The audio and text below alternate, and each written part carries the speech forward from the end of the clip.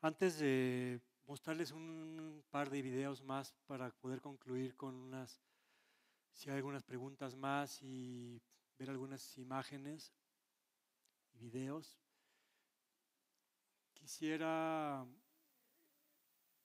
platicarles permitirme platicarles una anécdota muy íntima que tiene que ver con la historia de Nereida. En una de las expediciones que hicimos en el 2000, creo que fue en el 2011, nos vimos una coyuntura, una posible coyuntura dentro de la filmación de un documental de poder ir a las zonas muy centrales, muy profundas del Mar de Cortés, muy arriba en el Mar de Cortés, donde todavía prevalecen ciertos lugares, ciertos santuarios de cetáceos en una condición muy natural. Y pudimos llevar la Nereida y tratar de hacer algunos experimentos allá.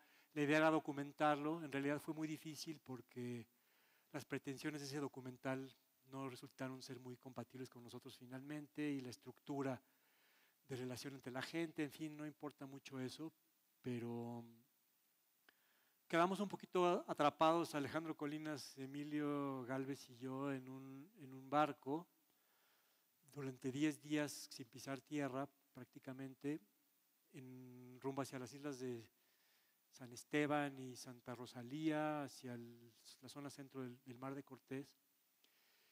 Y no encontramos mucha resonancia en un principio con la tripulación, con la gente del documental, etcétera. Yo particularmente venía de un momento muy difícil, ¿no? Yo venía un poco enfermo, estaba muy reciente la muerte de mi padre, estaba en un proceso verdaderamente, anímicamente muy difícil y muy abismal, un poco también en el umbral de los 50 años y toda esta cosa que me creó una gran confusión. Y fue una cosa donde me enfrenté mucho con esto que habla Catalina, de que a veces las cuestiones prácticas, los compromisos externos, las coyunturas, pues tienen un ritmo y tienen una dinámica que no puede ser compatible con el mero pastoreo, o con esta cosa ideal de poder estar flotando hasta que las condiciones permiten, como en los sueños, que se den las cosas, ¿no? Llegó un momento donde el compromiso estaba hecho, donde la oportunidad, porque los costos de esas expediciones son muy caros y los costos de un barco para meterse a esos lugares es muy difícil de lograr, ¿no? Ya no había marcha atrás. Yo inclusive el primer día todavía me acuerdo que tenía fiebre, la alimentación en el barco, en fin, no era una situación nada fácil, y estaba completamente en el lado opuesto de la idealización que tengo yo sobre esta utopía de la comunicación pura con los cetáceos, ¿no? De este encuentro prístino en un contexto fuera del mundo donde hay pura emotividad, ¿no? Entonces para mí fue verdaderamente tormentoso y difícil abordar la situación y poder llevarlo a esta sensación tan práctica del mundo, que me puede resultar verdaderamente una pesadilla, ¿no? No solamente una pesadilla en términos de logística, sino una pesadilla en términos del apachurramiento de los misterios que se dan todo el tiempo, justamente cuando las cosas son tan prácticas, ¿no? No es lo mismo el misterio onírico de un cetáceo que el motor de 20 caballos de fuerza de un barco nivelando a todo vapor adentro del mar, ¿no? Entonces fue una situación muy difícil, y afortunadamente tuvimos muy buena empatía con el capitán del barco, que sí se ve que era un viejo lobo que fue muy pachecón en su época, que tenía su buena dosis de hippie, ¿no? Un viejo lobo de mar realmente, ¿no? Un norteamericano que tenía este barco y que lo rentaba para este servicio, y con el que hicimos mucha empatía. Realmente él fue el único de la tripulación que realmente nos entendió a lo que estábamos pretendiendo hacer, y en complicidad con él, justamente la noche de luna nueva, después de 6 o 7 días de pastoreo y de sobrevivencia, logramos acordar con él que cuando todo el mundo se fuera a dormir,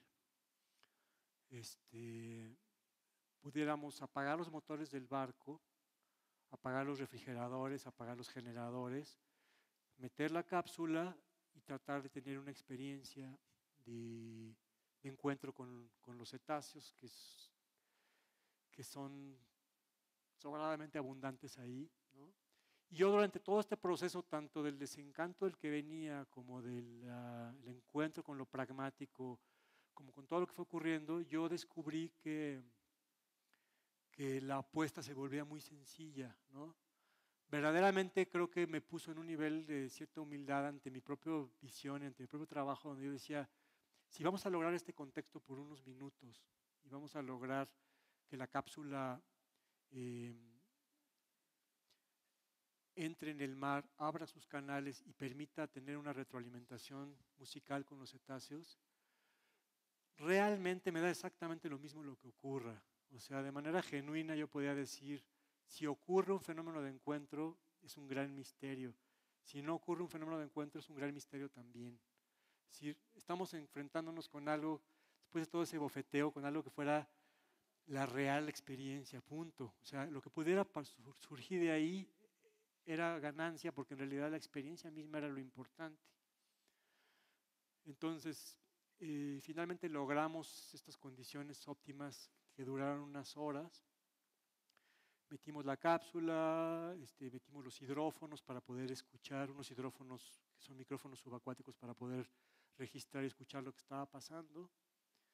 Se apagaron los motores, empezó la experiencia y ocurrieron algunos eventos sonoros en la cápsula, no demasiado.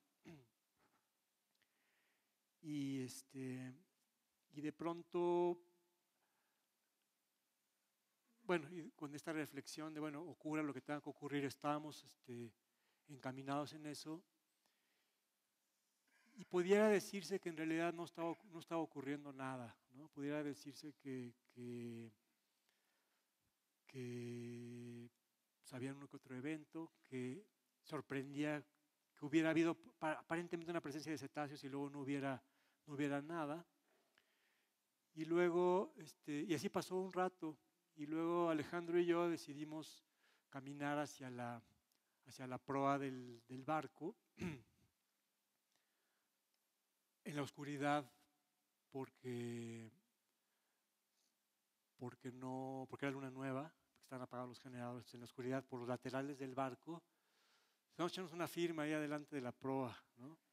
Entonces caminamos un poco entre las tinieblas del barco y de pronto oímos un típico sonido de como de un soplido de cetáceos. Agarramos la linterna, empezamos a oír varios, agarramos la linterna y nos dimos cuenta que estábamos rodeados de cetáceos. Estábamos rodeados creo que eran ballenas piloto y delfines. Es una experiencia que Alejandro y yo compartiremos siempre, la sensación que eso dio. En realidad nos dimos cuenta que los cetáceos estaban escuchando, y estaban alertas, y estaban ahí, simplemente estaban ahí. Yo tuve un proceso que fue muy interesante, que fue uno de estos momentos de materialización y quizá el proceso más importante en esta búsqueda de la cápsula Nereida, porque yo también entendí en ese momento que yo podía otorgarle a ese evento el significado que yo quisiera. La magnitud, la fuerza, la dimensión del significado de ese encuentro no tenía que cumplir con nada más que lo que fuera mi propia fantasía, mis propias fronteras entre lo imaginario y lo pragmático. No tenía que obedecer a nadie más que a esa fantasía, ¿no? Entonces hice un ejercicio como muy íntimo, como de apertura y de decir todo el amor, ¿no? Todo el amor para los cetáceos y para este acontecimiento, ¿no?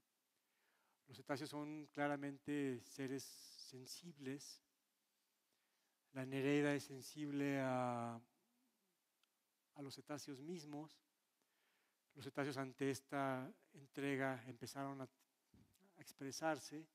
La Nereida empezó a cantar y de alguna manera lo que yo, entre mi imaginario y lo práctico no importa, lo que yo empecé a escuchar, a través de todo este mecanismo fue la música de mi propio corazón.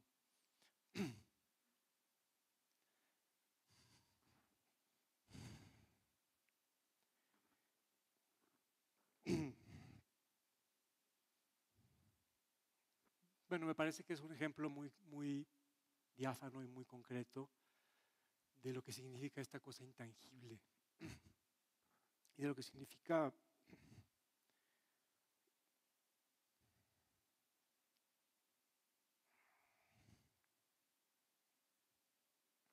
pues no sé, pero lo que significa también esta lucha de poder lograr estos pequeños y efímeros momentos dentro de todo un mundo tan práctico y un mundo tan ruidoso y tan lleno de formalidades, ¿no? Y bueno, por último quisiera también mencionar un poco algo que tiene que ver con nuestra última experiencia en Venecia, de la que habló un poco Benjamín y de la que habló Catalina, y que tiene que ver con una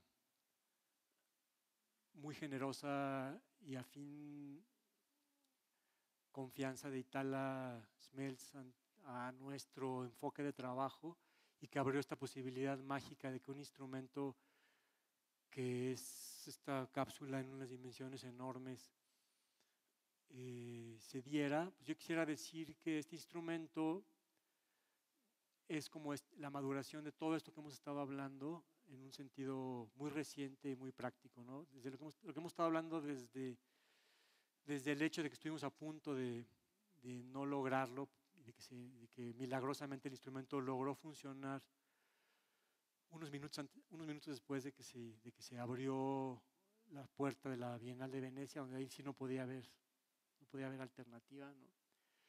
Como tanto en sus contenidos, Chordeaux es un instrumento que es un verdadero cazafantasmas basado en esta tecnología muy antigua. Es un instrumento que pudo haber existido perfectamente a principios del siglo XIX, ¿no?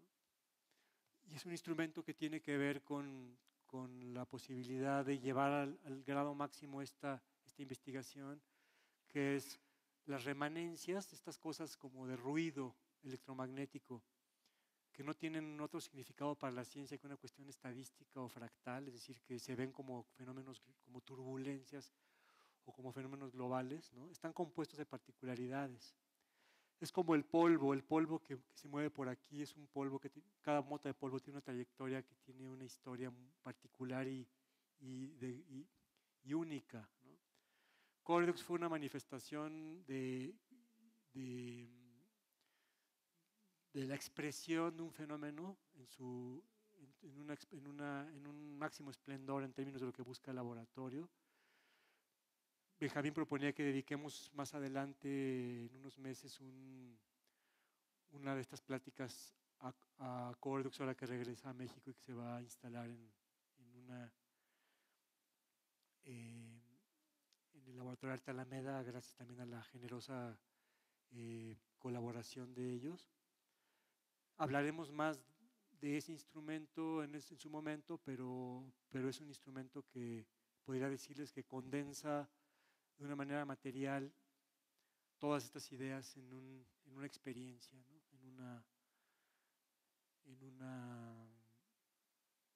en un evento, ¿no? Le decía yo a Itala que Chordeaux y la iglesia de San Lorenzo, esta historia de amor tremenda que fue Chordeaux en todos los sentidos, más que una página es un capítulo en mi vida, y marca muchísimo la trayectoria. Es un instrumento que además tendremos que buscarle un hogar, y una trayectoria. Es un instrumento que no pertenece a nosotros, es un instrumento que yo soñé y que de alguna manera aterrizó violentamente en el laboratorio gracias a esta coyuntura, y que pues, no acabo ni siquiera de conocerlo, no cabe en nuestras casas, no cabe en el laboratorio, no está hecho para regresar ahí, tendrá que seguir su propio camino, ¿no? Pues si quieren, podemos ver un par de videos más, si les parece buena idea, y cerramos con algunas, si tienen alguna otra pregunta. No sé si tú quieras comentar algo más. Ujú. Vamos a ver vamos a ver el video de la TV del más allá, porque es el instrumento que siguió después del radio de Galena y que también es ilustrativo de cosas que hemos estado hablando. Es el mismo principio de ese instrumento, pero ya madurado a poder detectar lo que se llama el ruido de fondo cósmico, es decir, es una antena y un receptor mucho más grande, también basado en tubos al vacío, que puede detectar las señales perdidas de radio, ¿no? Las señales perdidas de radio tanto de la Tierra como externas, ¿no? Como las señales estas que se descubrieron en los años 50 que vienen del Big Bang, ¿no? Y es una pieza de alguna manera contestataria, fue hecha en una convocatoria que nos hizo Carla Jasso a un grupo de artistas para hacer frente a la privatización del petróleo y de las comunicaciones y toda esta historia, ¿no? Entonces, una historia donde tú puedes producir energía a través de mover un dinamo que está acoplado a una rueda de piedra. Si el movimiento de una rueda de piedra produce energía, y con esa energía que es tu propio trabajo, puedes sapear canales que vienen del más allá. Entonces, de alguna manera es un poco una cosa que representa tanto un eslabón de la investigación, por supuesto, como la posibilidad de obtener información emotiva de señales que no son locales, que no tienen dueño, que no son reguladas, ¿no? Y que además son gobernadas por nuestra propia energía. La TV del más allá puede trabajar en cualquier lugar del universo a partir del Big Bang, mientras tú tengas la energía para poder trabajar y entonces gratificarte viendo tu televisión cósmica de contenido universal, ¿no? También tiene incluido el pequeño video tiene incluido unos dibujos que se hicieron en el contexto de la exposición y que ilustran cómo es el funcionamiento del instrumento. La luz, Leo.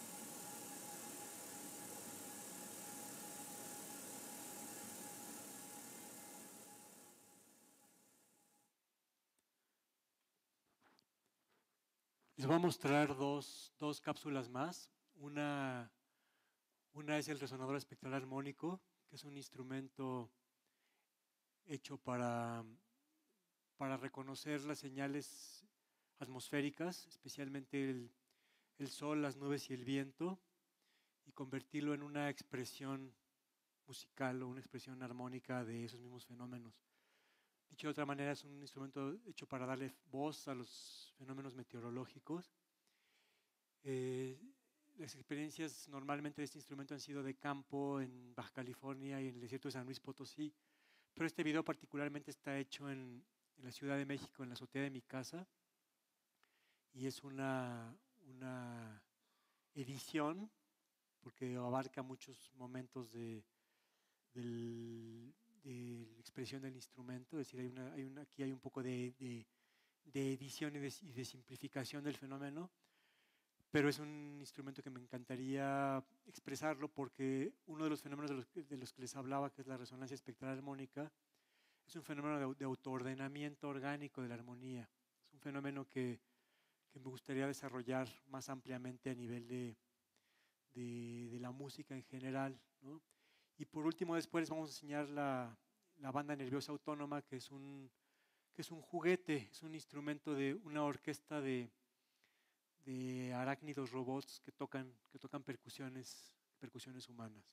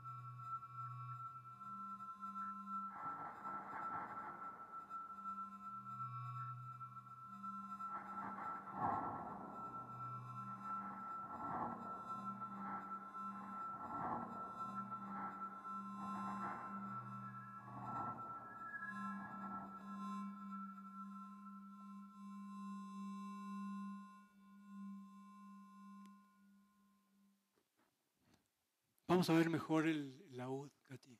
El laúd, el concierto de plantas para plantas en el campo en el desierto de San Luis Potosí. Es un instrumento que responde a las señales vitales de las plantas y que está, en este caso, en un ambiente local alimentado por energía solar, tomando la señal de algunas plantas y emitiendo la manera de concierto para otras plantas de esa misma localidad.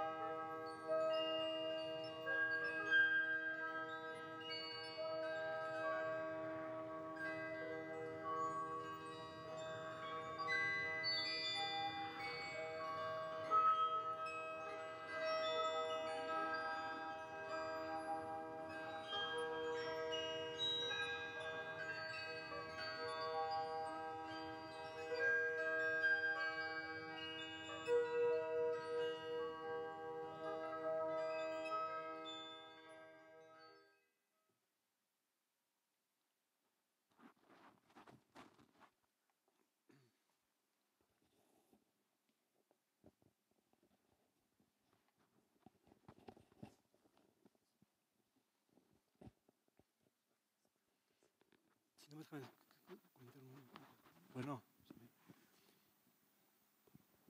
antes de la ronda de preguntas quisiera platicar un poquito brevemente de lo que somos como grupo.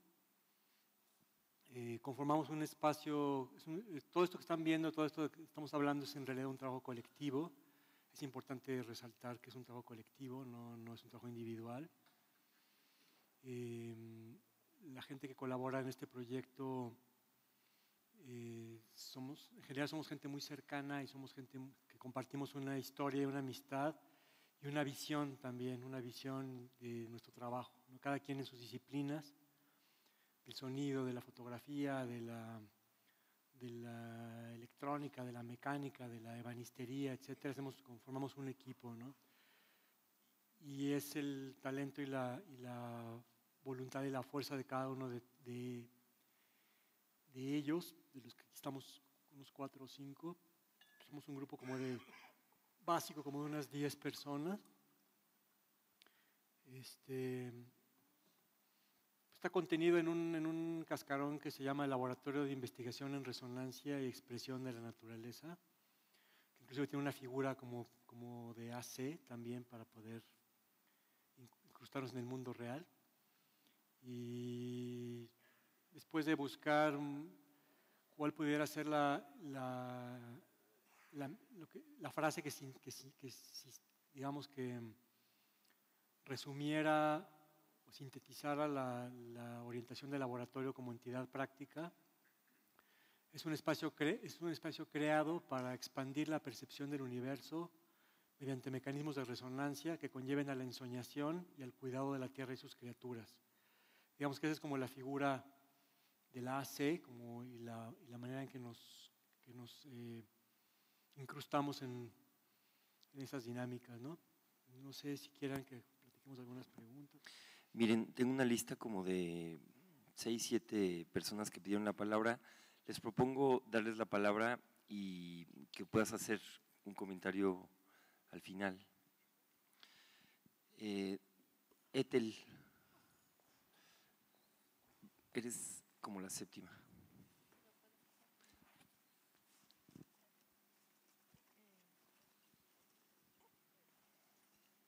Quería agradecer muchísimo este trabajo de todo el equipo del laboratorio, especialmente de Ariel también, y decir que su trabajo a mí me hace sentirme viva, me hace saberme viva y que en algo mi respiración y mi existencia hace resonancia con el mundo y el universo, no sé. Y solo quería comentar, Ariel, una historia que escuché hace muchos años, no recuerdo realmente en dónde, pero tal vez ustedes ya la han conocido, de una historia para reflexionar. Bueno, se trata de que si un árbol se cae en medio del bosque después de un fuerte estruendo, ¿tú la conoces, Diego? Y la pregunta es, ¿se escucha el ruido si no hay nadie alrededor que la escuche? Entonces, ¿el ruido existe o no? Y pensaba que en esta vocificación de la naturaleza que tú haces, que tú impulsas, me preguntaba también cómo construir el oído para escuchar eso, porque también no es solamente subirle el volumen a ese sonido de la naturaleza o al mismo tiempo construirlo, porque los instrumentos hacen resonar cosas que de antemano no existían, creo yo, pero también me preguntaba por la construcción de la escucha de eso.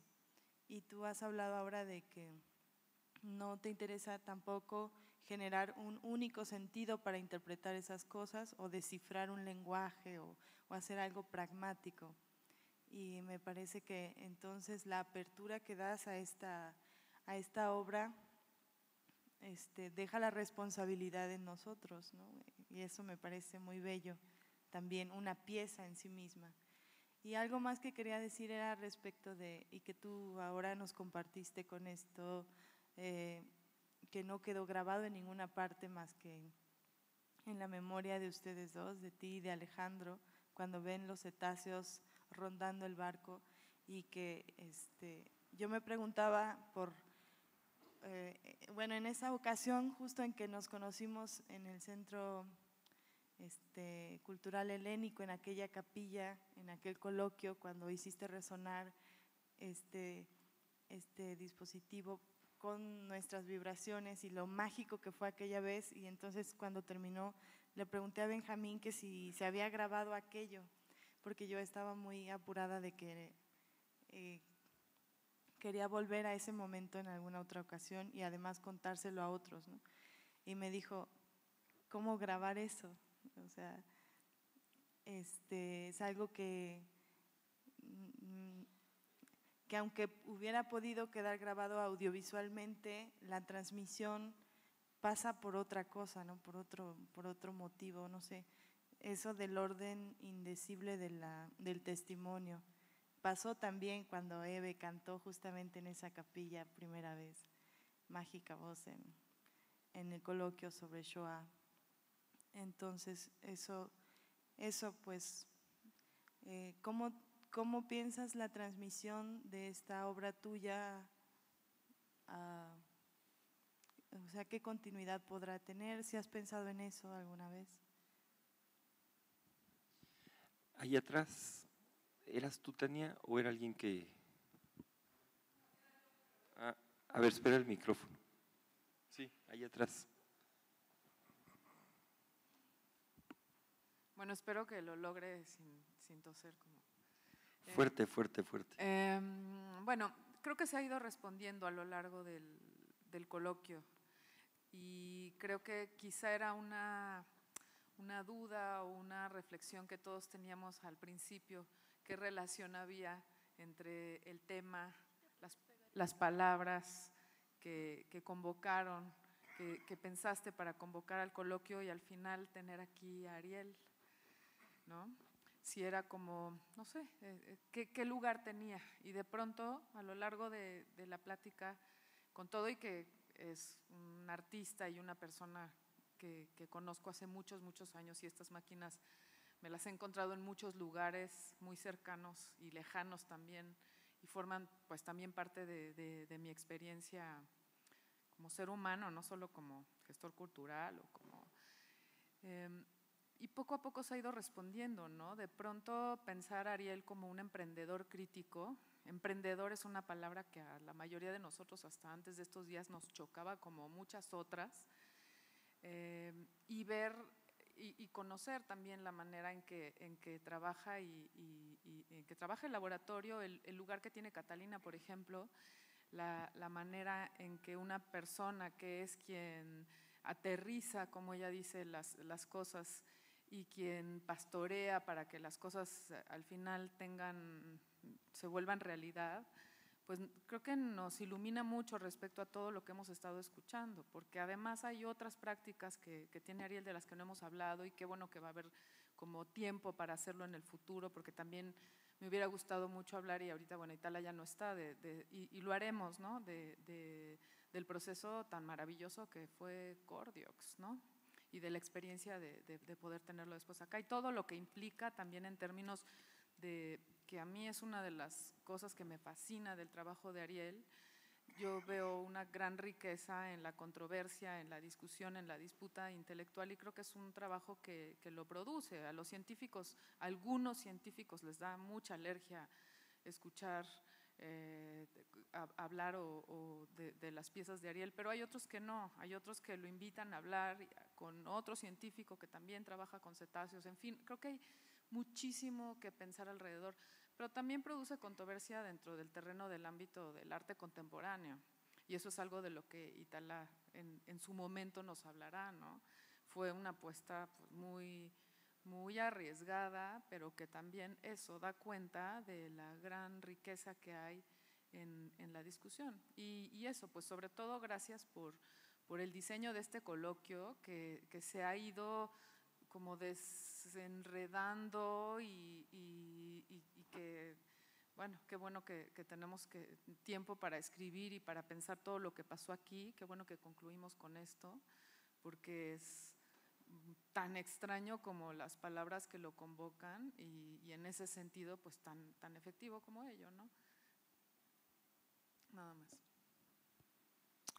Había pedido la palabra el compañero que estudió diseño industrial que estaba sentado ahí, no sé si cambió de lugar o ya no está. ¿Eras tú? Entonces, quizá sí, creo que eres tú allá atrás, ¿no? No soy yo, pero creo que sí soy, o no sé, pero esta plática es provocadora, sobre todo en el ámbito cuando Platón se pregunta qué es lo que mueve al hombre a producir conocimiento, si los fenómenos naturales o sociales. Y de pronto esta demarcación nos lleva a reconocer que el conocimiento, durante tanto tiempo peleado, esa bifurcación entre lo racional y lo intuitivo, parece que rompe sus cauces con todo lo que es el hombre renacentista, particularmente con Leonardo da Vinci y el ejemplo de este grupo con sus descubrimientos instrumentales, casuísticos, fortuitos y que dan pauta para una gran creación. Sin embargo, llevando esto al campo de las ciencias humanas, porque finalmente es tan humano, como decía Friedrich Nietzsche, el hombre es tan humano en cuanto a sus intuiciones y razonamientos, que este proyecto que ustedes llevan, ¿cómo lo podemos situar en la producción de conocimiento respecto a lo que ya decía Catalina? Nosotros generamos un proceso de pastoreo, un método, pero me hablan de una cierta forma de acercarse a los fenómenos, de inducir y de inferir. Entonces, ¿será que hoy el reto de la ciencia, el arte, la tecné están coimplicados en el conocimiento? Porque yo lo veo en el proyecto de ustedes, de tal manera que hablar de ciencia, como dijeran muchos, Feyerabend, Chalmers, entre muchos científicos, es algo obsoleto y mejor mirar cómo hacen ciencia. Y yo observo a la manera de lo que El nombre de la rosa de Humberto Eco, al seguimiento de esas pesquisas para saber cuál era la causa de muerte del monje, una mezcla entre mito, magia, religión, etc. Parece que hoy tenemos ese reto, ¿no? Y mucho de lo que hoy se produce o se llama como ciencia o conocimiento tiene una coimplicación entre el mito, el logos y la ratio. Mito lógico, logo mítico, que nos da un nuevo sentido discursivo como el que estamos viendo ahora. ¿Qué opinan ustedes de esto? Es la pregunta. Aquí adelante entonces al alter ego de la voz. Bueno, yo no dejé de pensar en los aparatos, en el aparato escópico y este aparato productor también de imaginario, como lo decían, a los niños que de repente sueñan con delfines, pero que tiene que ver con la física y cómo a partir de estos aparatos se genera una subjetividad, que son máquinas productoras de imaginario, ¿no? Que nos hace pensar en el espejo, en el aparato de Lacan también. No sé si coinciden o no en eso. Bueno, gracias. Y gracias por la experiencia. Cristina, ¿quieres todavía? Aquí adelante.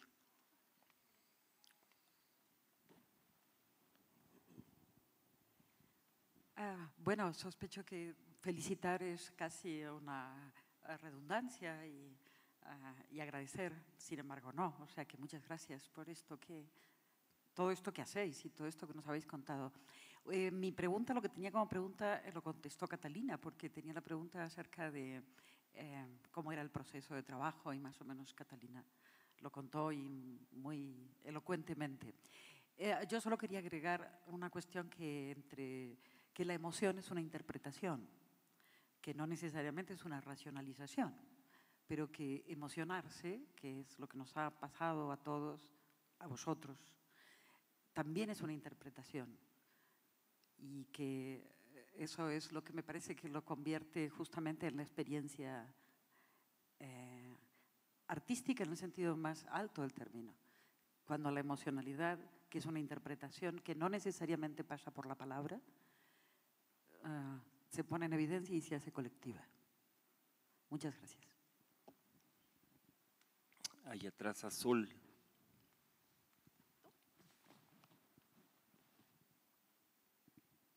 Gracias.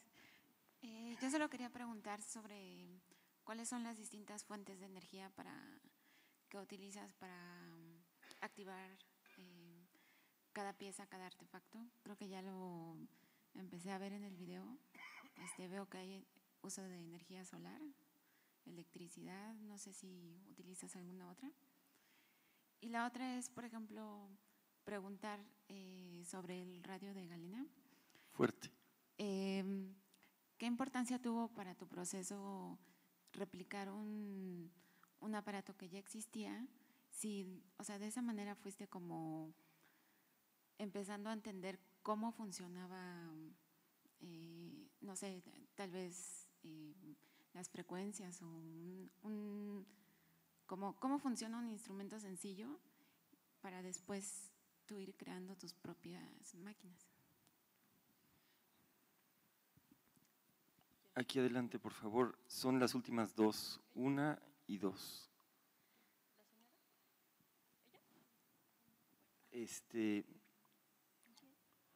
Bueno, ampliaremos. Verónica. Voy a ser muy, muy breve. Únicamente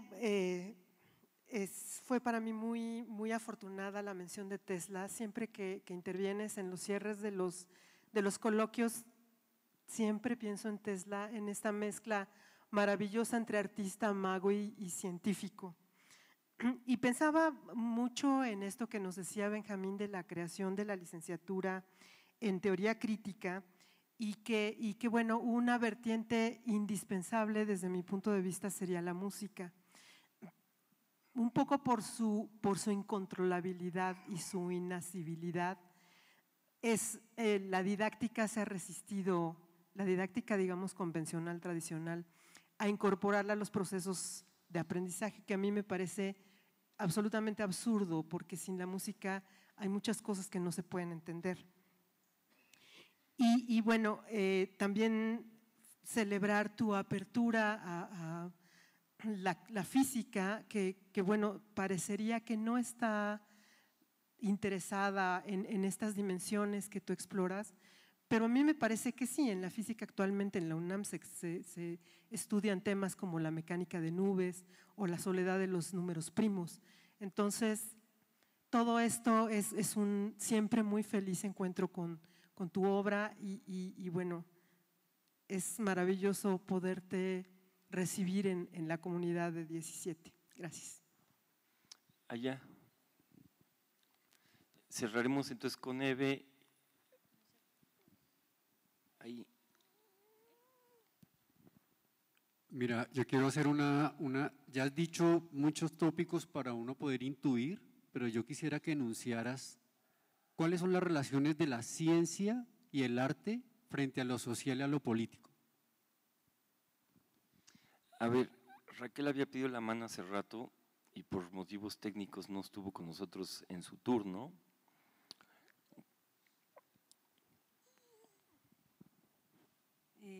Bueno, primero, fuerte. Yo quisiera darle las gracias a Benjamín por haber propiciado este encuentro que puedo resumir en una sola palabra, es realmente muy conmovedor. A mí me parece muy interesante lo que hemos presenciado aquí. Tenía muchas dudas que se han ido resolviendo a lo largo de la exposición, y otras que me han surgido y que no voy a atormentarlos ahora con la cantidad de dudas enormes que me surgen. Solo quisiera compartir tal vez algunas reflexiones que me vinieron a la mente. No sé, si un romántico es aquel que tiene un diálogo de ida y vuelta con la naturaleza, yo creo que Ariel es, con una palabra que a él le gusta, un romántico prístino, del siglo XXI, que es algo súper interesante. Por otra parte, mucho rato me vino Moby Dick a la cabeza de formación profesional, yo creo. Y la última frase que siempre me ha parecido enigmática, por alguna extraña razón la asocio con este lindo instrumento que tenemos al frente. Y la última frase de Moby Dick dice: "And the Rachel, in the search of her missing children, only found another orphan". En español, el Rachel, que era el barco, en búsqueda de sus criaturas faltantes, solo encontró otro huérfano. ¿Por qué la relaciono con este instrumento? No lo sé. Siempre ha sido una frase que me resulta muy enigmática y que a lo mejor Ariel me podría contestar, tampoco sé, de sus extrañas maneras en que él da respuestas. Pues creo que es todo. Los felicito realmente, los felicito al laboratorio. Me gustaría saber de dónde vienen estos diseños de estos instrumentos. ¿Son diseños oníricos o responden a una cuestión técnica? ¿De dónde vienen? Me intriga muchísimo. Pues nada más. Gracias a los dos. Al laboratorio también. Atrasito de ti. Gracias. Yo soy Pablo y también estudié física hace 25 años y pues me actualizo cada que puedo, ¿verdad? Y los felicito por sus investigaciones, la aportación a la ciencia, pues la meta del secretario de Naciones Unidas sobre las metas del Milenio 2020, cuidado del medio ambiente, el desarrollo de alta tecnología para el cuidado de las comunicaciones globales, la arquitectura en los desiertos, ¿cómo se llama? Pues aparte de estos instrumentos que están comunicando los sonidos, la música de los diferentes mamíferos, pues también pues aprovecharlos para la alimentación de los pueblos indígenas, ¿no? Que más lo necesitan, sobre todo en África, Australia, Oceanía y China, principalmente.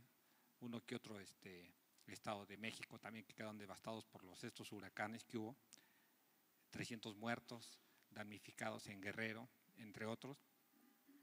En Japón que hubo, en Indonesia, 3 millones de fallecidos. Entonces pues, también estos crustáceos y esta comunicación pues sirve también para esa alimentación, ¿no? Principalmente el cuidado del medio ambiente, pues también incorporar a la mujer como equidad de género entre los científicos para que también puedan participar, también tienen voz y voto, también tienen conocimiento, desarrollo de estrategias científicas. Ayer hubo pues una exposición en Estados Unidos sobre los 600 nuevos instrumentos tecnológicos que se dieron a conocer en todo el mundo, y toda la raza de científicos y tecnólogos que somos, pues ahí conocimos estos nuevos instrumentos que también nos sirven para poder, en Las Vegas estuvo esta exposición y pues hay que conocerlos también, ¿no? Por lo menos en la red para poder participar en estas comunidades científicas mundiales. Muchas gracias. Gracias. Por último, tenemos la intervención de Eve Rosell.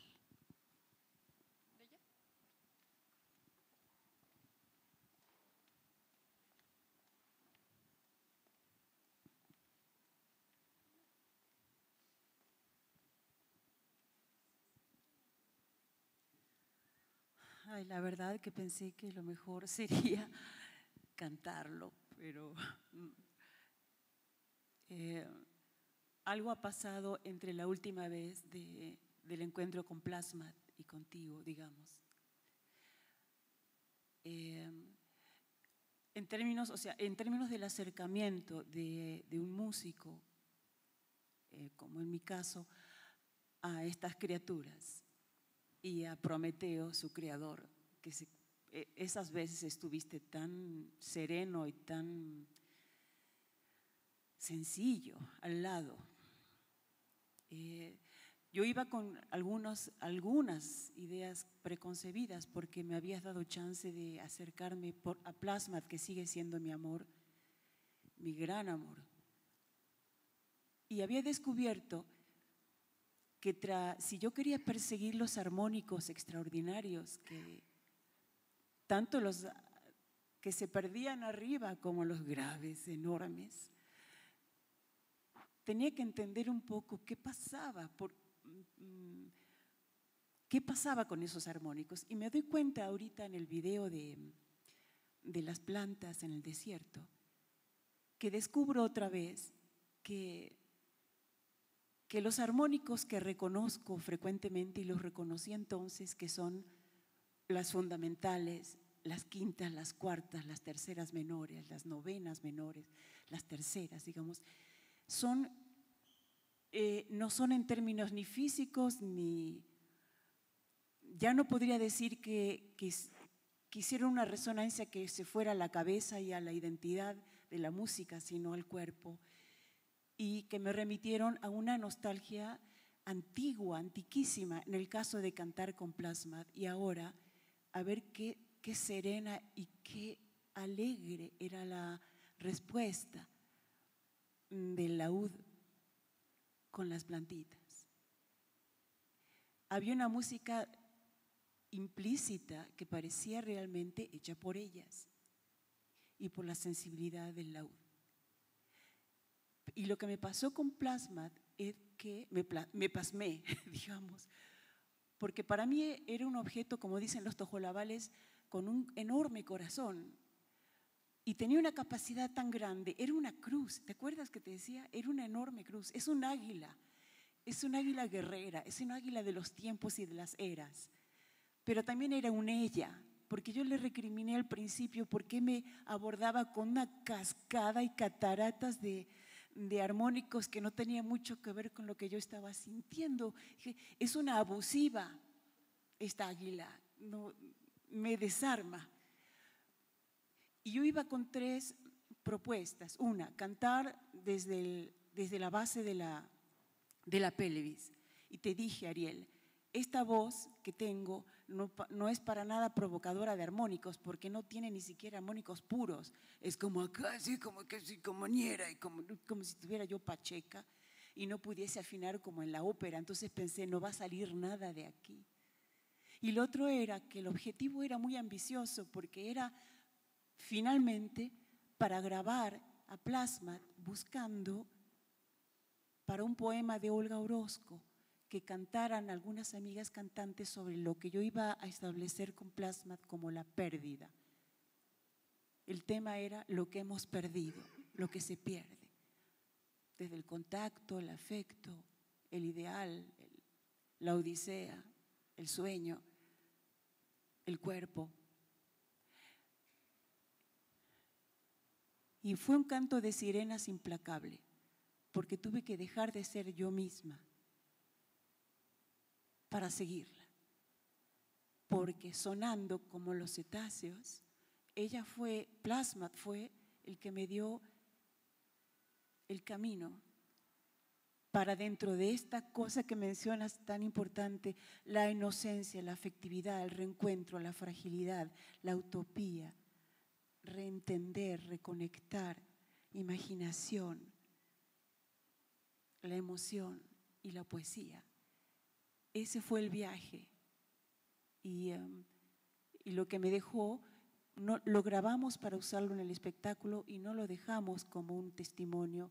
Tal vez no haga falta tampoco, porque pensé que esa refractibilidad de la que hablas, refractabilidad, formaba parte de no dejar nada que se compartiera como si fuera un producto, sino como una enorme emoción para hablar de la muerte, la herida, lo perdido y la esperanza. Y todavía siento una enorme distancia entre la posibilidad de tu fuego prometido y lo que yo todavía puedo captar y lo que sí me pasa es que me vuelve a llamar con una fuerza tan grande. Toda esta capacidad de ser nosotros a través de tus máquinas impresionantes, pero también porque lo que invocan es absolutamente humano, antiguo, sagrado.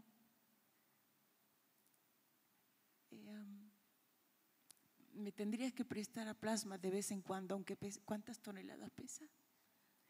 No cabe en la casa, pero la tengo adentro y el resumen del coloquio con hoy creo que es que sí, la palabra importa, pero sonar con significado es abrir la percepción, como hacen las ballenas. Y eso es lo que hoy me volviste a regalar. Y ha crecido. Me lleva un sonar con fueguito de aquí.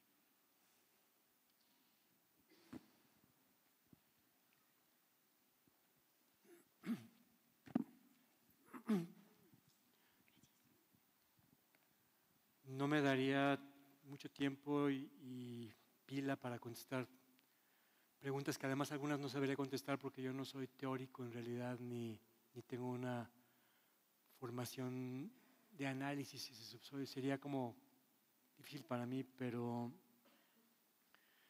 quizá le pediría a Benjamín o a Catalina que lean un pequeño párrafo para concluir que escribí en mi diario y que está en la publicación que hicimos de Ballena Gris, que es el primer encuentro que tuvimos con cetáceos y que es como muy representativa de esta historia, de este trabajo. Es una grabación hecha con mucho amor colectivo del grupo y que quería plasmar y dignamente dejar una huella del primer encuentro con ballenas grises que tuvimos en Baja California, y que tiene un pequeño libro que habla de la historia del proceso y demás, pero hay un par de párrafos que son extraídos de mi diario de aquel momento. Es algo también muy íntimo, pero que creo que de alguna manera responde a algunas cosas que hemos hablado y que están mencionando aquí.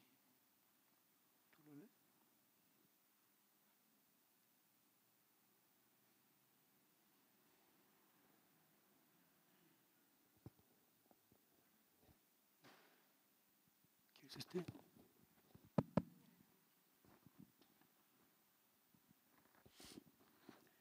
Por un momento habito un sueño muy antiguo.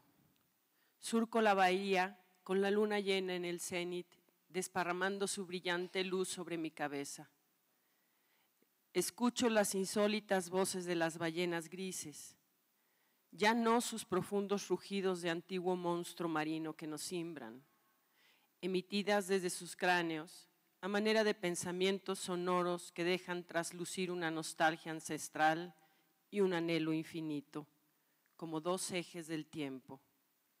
Si bien no tengo palabras para definirlo, me queda el sentimiento de que las ballenas y sus hijos son como niños. Veo en sus ojos reflejados mis ojos de niño, y desde ahí percibo su vulnerabilidad extrema que es la mía, y es justo esa fragilidad la que ha prefigurado nuestro encuentro.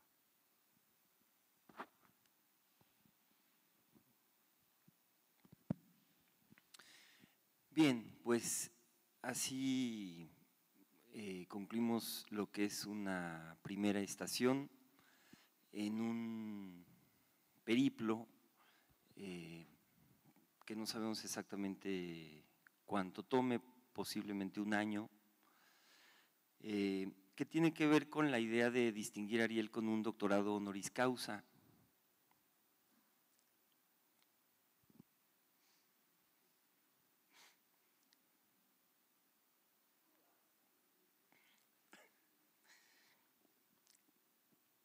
Se lo pensábamos dar en 2010, pero en 2010 dimos otro y nos pareció que 2 en un año era casi como de mal gusto.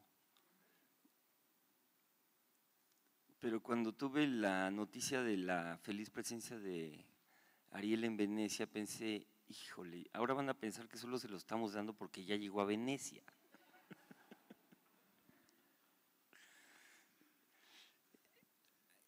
No los voy a mantener aquí más, pero hubiera querido dar lectura a un texto que pueden ustedes encontrar en el blog de 17, que está en la página principal de nuestro proyecto, que me acabo de caer el 20 hace rato, que era el programa de mano que repartimos en la primera ocasión que estuvo Ariel con nosotros, en 2007, y que cuando uno propone a alguien para un doctorado honoris causa, pues viene todo este interesante, rico, complejo proceso de construcción de una legitimidad, ¿no? Es decir, no se puede simplemente otorgar algo así por dedazo ni a cualquiera ni en cualquier circunstancia. Entonces, ese documento que viene de un texto del 2006, curiosamente la misma edad de nuestro programa de posgrado, es el antecedente, digamos, más significativo en términos de una especie de documento, punto de partida, digamos, para una secuencia que tuvo que ver después con la reiterada presencia de Ariel entre nosotros. Y bueno, me da muchísimo gusto poder estar en posición de hacer este gesto, de llevarlo adelante. Si recuerdo nuestra situación en 2006, pues era bastante más frágil y hubiera sido imposible hacerlo en aquel entonces. Entonces, creo que el gesto se resume en invitarlo a la nave, a 17 como una cápsula, como esas fantásticas, es casi como vamos a jugar al viaje interestelar, que es una deliciosa imagen, tan cara para Ariel también. Y bueno, por todos los motivos que ustedes podrán inferir, Ariel, al recibir esta propuesta,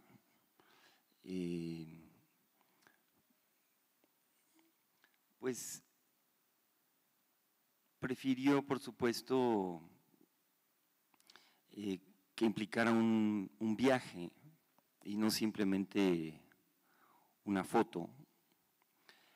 Y por lo tanto, de ahí que hablemos de el desarrollo, la construcción de un manifiesto y del cultivo de una conversación pública, que es también la multiplicación de sus conversaciones con otros, quienes puedan conectarse, enriquecer, intensificar todos estos puntos que todo el equipo de laboratorio nos dona tan generosamente.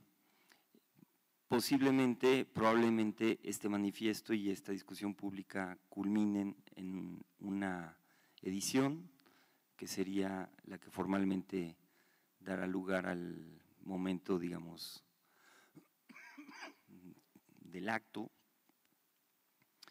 Y entonces, pues los estamos invitando a acompañarnos en ese camino, a resonar con él y a sumarse a las actividades que organicemos en este periodo. Ya adelantó Ariel una de ellas, que esperamos poder celebrar en el Laboratorio Arte Alameda cuando Cordiox haga su camino a México. Eso es todo, les pido un gran aplauso y muchas gracias.